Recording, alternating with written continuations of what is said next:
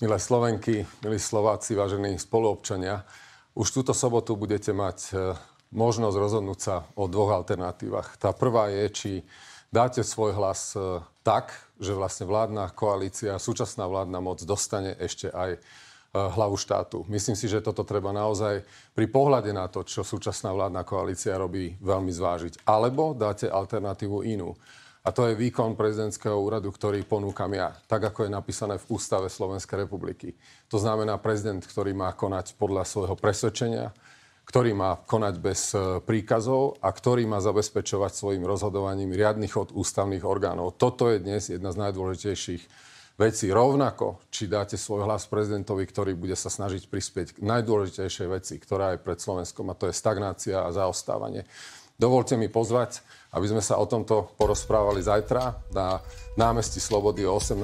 hodine. A prídite prosím aj s vlajkami a zástavami Slovenskej republiky, lebo aj my sme vlastenci.